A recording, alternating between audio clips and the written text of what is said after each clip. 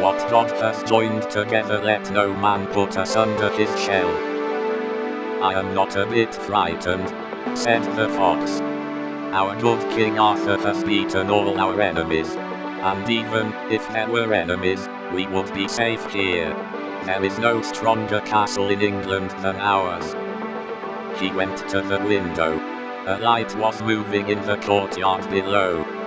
Mother, I'm going down there, he said. I don't think you should go, said Lady Marian.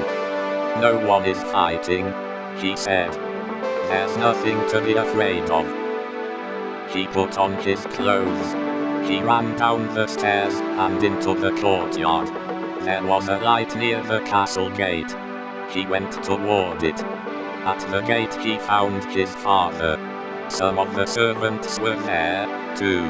One of them had a lighted torch in his hand. Father. Shan stopped. On the stones at his father's feet lay a man. A long, black beard hid his face.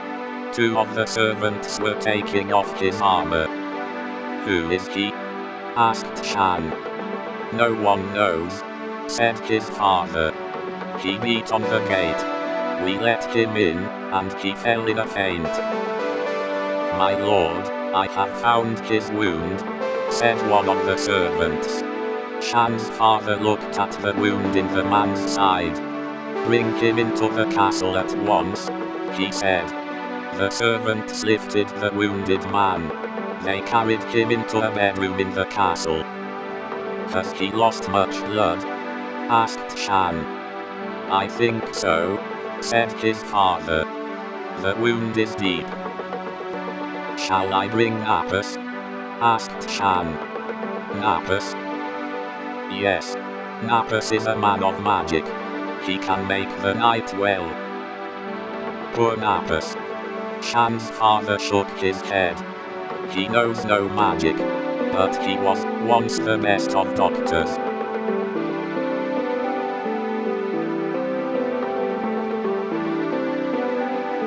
Over and out, Frosty was back.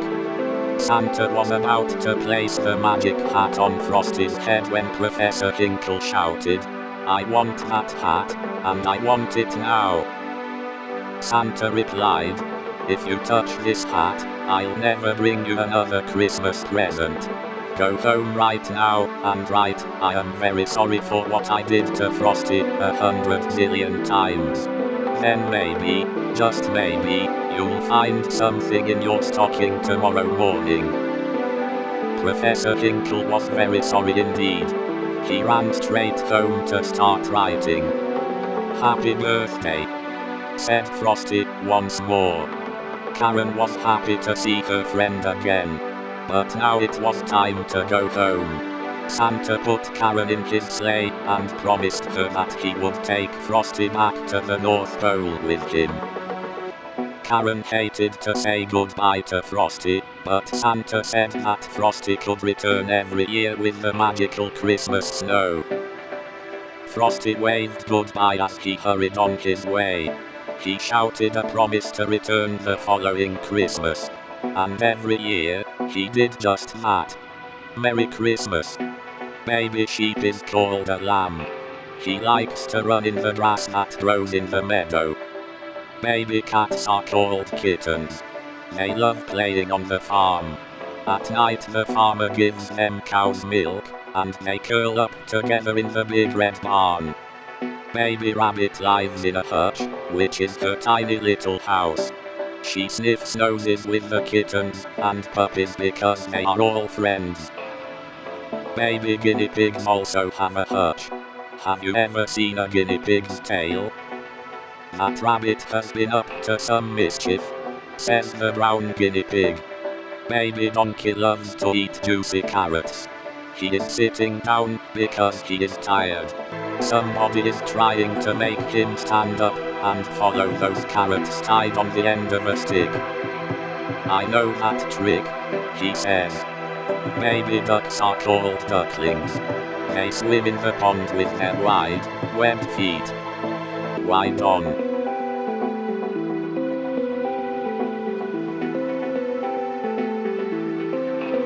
Sleep tight, lowly. In the kitchen, Daddy washes the dishes. Mommy fixes good things to eat. Fresh strawberries. The cat family gets into the car and drives to town to go shopping. What a busy street. Daddy is driving the family to the supermarket. You're a good driver, Daddy. At the supermarket, Mommy and Sally shop for food. Lowly helps them. Did Mommy forget anything? Hello, Farmer Pig. Farmer Pig grows all kinds of fruits and vegetables on his farm. The airport is a busy place. There are all kinds of airplanes. Some are taking off, and some are landing on the ground. Would you like to fly in an airplane? The harbor is filled with boats. They have to be careful not to bump into each other. Here are the letters of the alphabet. Can you name all the parts of your body? Now Huckle, Lowly Worm, and Goldbug say goodbye to you. One day, little Sal went with her mother to Blueberry Hill to pick blueberries. Little Sal brought along her small tin pail, and her mother brought her large tin pail to put berries in. We will take our berries home and can them slash, said her mother. Then we will have food for the winter. Little Sal picked 3 berries and dropped them in her little tin pail. Cooplink, kerplunk, kerplunk. She picked 3 more berries and ate them. Then she picked more berries and dropped one in the pail, kerplunk. And the rest she ate. Then little Sal ate all 4 blueberries out of her pail. Her mother walked slowly through the bushes, picking blueberries as she went and putting them in her pail. Little Sal struggled along behind, picking blueberries and eating every single one. Little Sal hurried ahead and dropped a blueberry in her mother's pail. It didn't sound cooplink, because the bottom of the pail was already covered with berries. She reached down inside to get.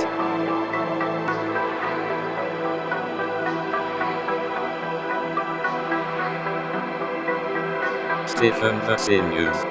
And if we do not learn to hate them, God may bless us with his saints. Little boy kneels at the foot of the bed. Droops on the little hand's little gold head. Hush, hush, whisper who dares. Christopher Robin is saying his prayers. Asterisk this poem, being printed in the library of the Queen's Doll's House, is printed here by special permission. Asterisk so as not to go to sleep. Invitation. If you are a dreamer, come in. If you are a dreamer, a wisher, a liar, a hoper, a prayer, a magic bean buyer. If you're a pretender, come sit by my fire for we have some flax golden tales to spin. Come in. Come in. The acrobats. I'll swing. By my ankles, she'll cling. To your knees. As you hang. As you hang. By your nose. From a high up. Trapeze. But just one thing, please, please, as we float through the breeze. Don't sneeze. Magic. Sandra's seen a leprechaun, Eddie touched a troll, Laurie danced with witches once, Charlie found some goblins' gold, Donald heard a mermaid sing, Susie spied an elf, but all the magic I have known, I've had to make myself. Homemade boat. This boat that we just built is just fine and don't try to tell us it's not. The sides and the back are divine. It's the bottom I guess we forgot. I must remember. Turkey on Thanksgiving, pudding on Christmas, eggs on Easter, chicken on Sunday, fish on Friday, leftovers Monday. But me I am such a dunce. I went and ate them all at once.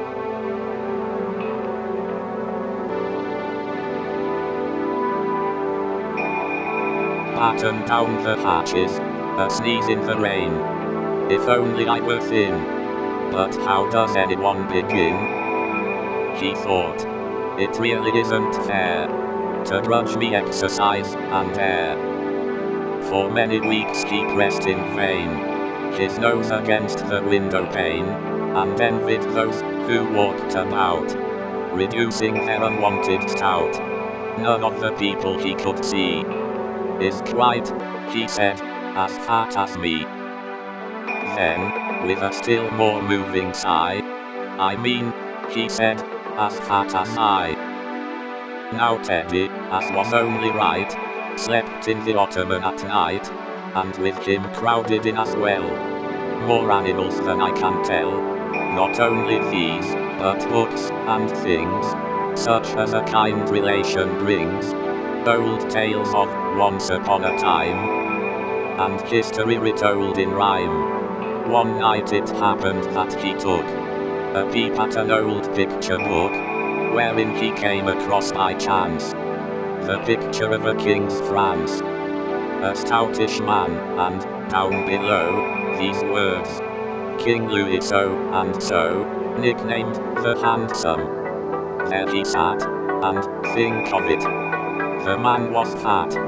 Our bear rejoiced like anything to read about this famous king, nicknamed the Handsome. There he sat, and certainly the man was fat, nicknamed the Handsome. Not a doubt, the man was definitely stout. Why then, a bear, for all his tub, might yet be named the Handsome Cub. Might yet be named. Or did he mean that years ago he might have been? For now he felt a slight misgiving. Is Louis so and so still living? Fashions in beauty have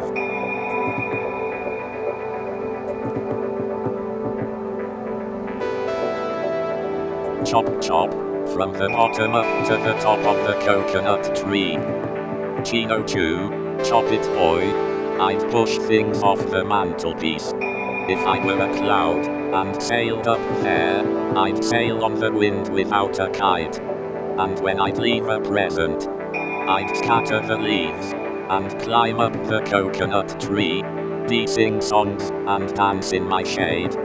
Dad, Buzz, I am a don't. I want to go home. I want to sit in my chair. They wandered in circles for hours. They could not find their castle. A lion jumped out at them. A king and a prince. Just what I want for dinner, roared the lion. He showed them his sharp teeth. The king and the prince raised their trunks. Vroom-a-vroom. They both trumpeted as loudly as they could. The lion was so afraid that every one of his teeth popped out. He ran away. The king tried to look over the tops of the trees. My old eyes are weak, he said. I can't see a darn thing. King, said the prince, my eyes are sharp. Lift me up on your head. The king lifted the prince. The prince looked over the tops of the trees. There it is, he cried. I can see the tower of our castle. Now we are not lost. And that, said Uncle Elephant, was how the king and the prince helped each other to find their way home. Uncle Elephant had ended his story. There, he said, that does it. From top to bottom I do not feel a single creep.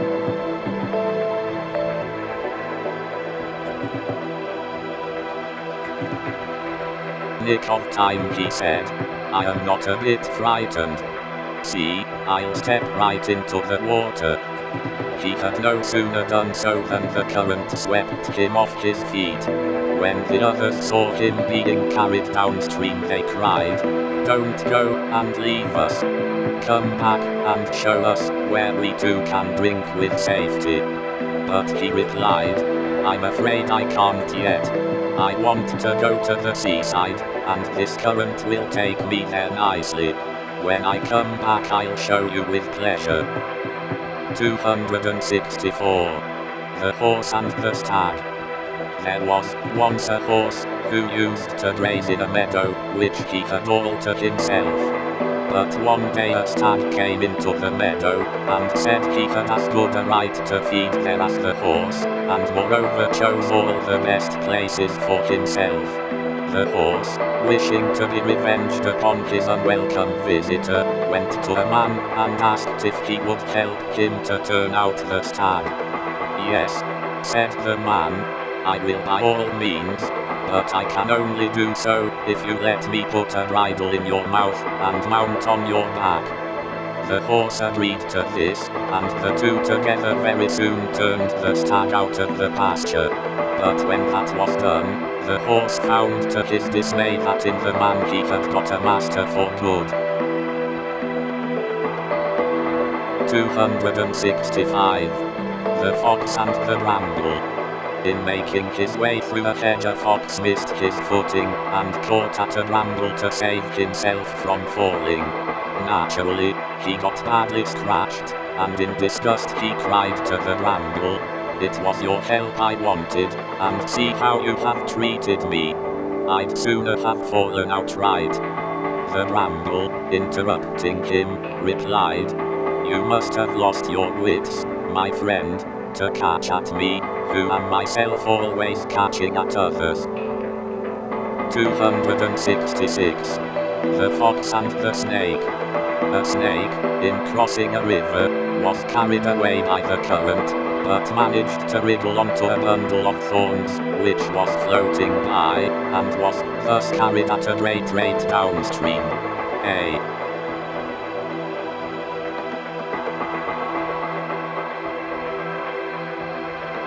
$1 to donuts. A nickel each for a bunch of lavender. $1 for a few dimes, I guess he forges.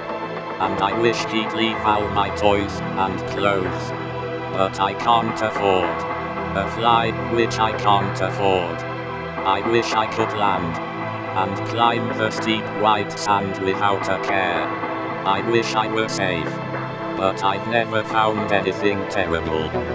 Illustration: a tomb with a wide front porch. At the side of the grave is a pile of stones. They want to put them in the tomb. I want to put them in the closet, but I can't afford a skeleton molding kit. I wish I were safe, but I must leave you. I've never gone down with my ship into the bubbling brine. I've never saved a lion's life, and then heard him save mine, or screamed ahoo while swinging through the jungle on a vine. I've never dealt draw poker in a rowdy lumber camp, or got up at the count of 9 to beat the world's champ. I've never had my picture on a 6-cent postage stamp. I've never scored a touchdown on a 99-yard run. I've never winged 6 Daltons with my dying brother's gun, or kissed Miss Jane and rode my horse into the setting sun. Sometimes I get so depressed about what I haven't done. 36. Day after Halloween. Skeletons, spirits and haunts.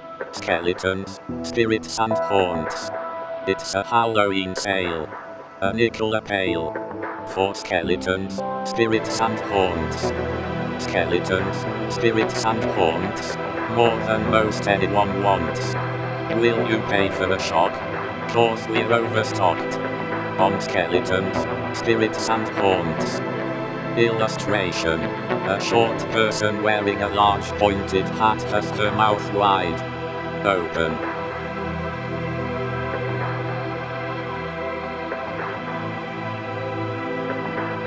Minced words and a violent. Suddenly there was a terrible jolt. The bicycle had hit a rock, and George flew off the seat, head first. Luckily George was not hurt, but the front wheel of the bicycle was all out of shape, and the tire was blown out. George tried to ride the bicycle, but of course it wouldn't go. So he started carrying it, but it soon got too heavy. George did not know what to do. His new bike was spoiled, the newspapers were gone, He wished he had listened to his friend and kept close to the house. Now he just stood there and cried. Suddenly his face brightened. Why, he had forgotten that he could ride on one wheel. He tried it, and it worked. He had hardly started out again when he saw something he had never seen before. Rolling toward him came an enormous tractor with huge trailers behind it.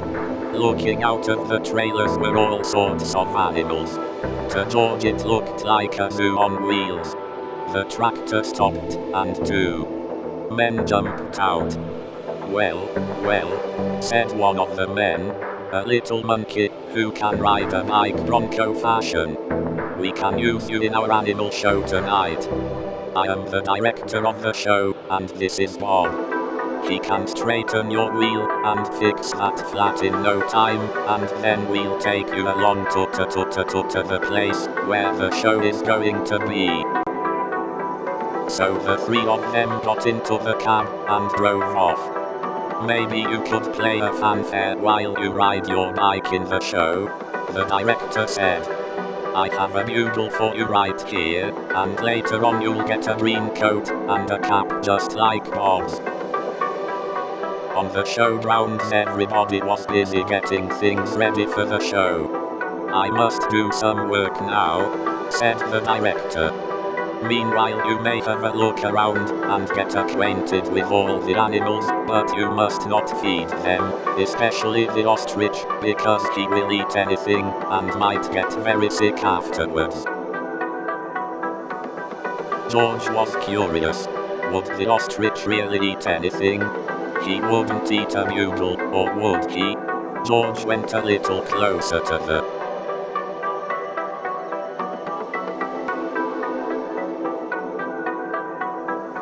cute as a bug's ear. And they baked you a queenly cake last Wednesday afternoon. Of course, you went and hopped in it, and now it's kangaroo-lined. Alison Beals and her 25 wheels. Drawing illustrates poem. Alison Beals had 25 wheels. She used 4 for skateboard wheels. She used 1 as a hula hoop. 62. She used 1 to stir her soup. 2 of them with silky faces. She would use 4 sneaker laces. 1 was a band to tie her hair. 1 was a band to tie her hair. 1 was a ring upon her hand. 1 made a perfect wristwatch band. 1 of them held her cup of tea. 1 held the bandage on her knee. 1 was a belt for her cut-off jeans. 1 held up her magazines. 1 was a necklace that never would choke. 1 was a brass strap in case hers broke. 1 was a wobbly baton to twirl. 1 held a banner that she could unfurl. 1 was a bracelet that wouldn't unwind. 1 made a lovely Valentine. 1 was a lovely Mother's Day present. The other night I had a wonderful party with my mom and dad. The best I could tell. I went to bed tingling with excitement. I woke up tingling with pain. I know that her voice is lost on the floor. 1 is a necklace that never would choke. 1 was a brass strap in case hers broke. 1 was a wobbly baton to twirl. 1 held a banner that she could unfurl. 1 was a bracelet that wouldn't unwind. 1 made a lovely Valentine's Day present. The other night I had a wonderful party. A fine dinner, a fine wine, a lovely cake. A mouse stole a marrow bone and brought it to His Majesty. The king's hand, the cat's paw, the dog's eye, the cat's neck, the dog's front door, the cows in the living room, the 6-old mother age.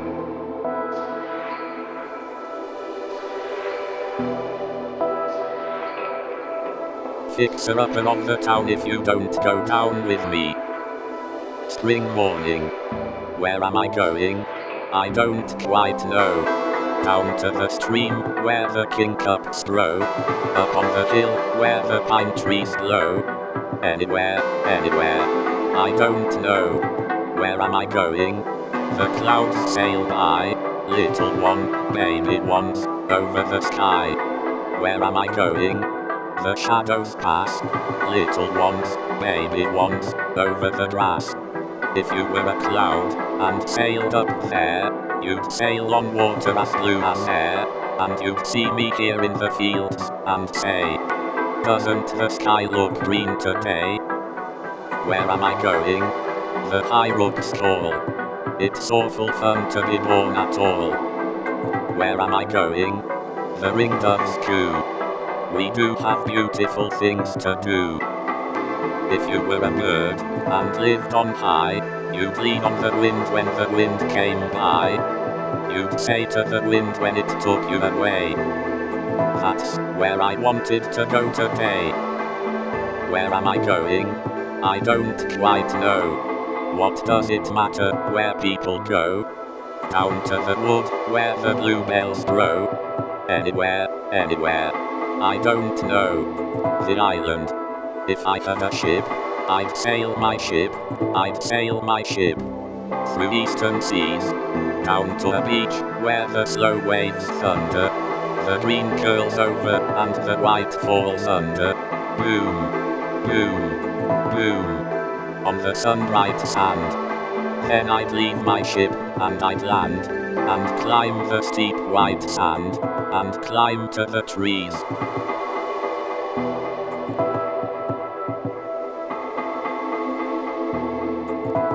In deep water, but the water cooled his face. He saw Nappas sitting by the wall. He started across the courtyard to sit beside him, but before he got there, someone called his name. It was Lord Weldon calling from the window of Lionel's room. Come, Shan. Shan did not want to go join the palace. He had his father told him to stay with him. The sword is mine, he said. I am Lord Weldon. You are safe in every way. I am glad to sit with you, said Lionel. I was afraid you had gone with your father. How can I ever thank you? Asked Shan. You are a great friend, said Lionel. I wish I had more time for you. I wish you would send your brother with them, said Shan. I wish I could find his brother. I wish you could land with me, said Lionel. I wish I could sit with you. I wish you could land with me, said Shan. I wish you could land with me, and I wish I could speak with you. What do you wish to say? Asked Lionel. That is for the king to hear, said Shan. If this is true, a great wrong has been done, he said. I could not do this, he said. I will never be happy until I go away. He went away. Shan was glad he was in his uncle's bed. It is a good place to rest. Shan went about the stairs. Lionel sat in his bed. Let me look at you, he said. Shan stopped. He could not speak. I cannot tell you, said Lionel. You do not have a right mind. You do not, said Shan. I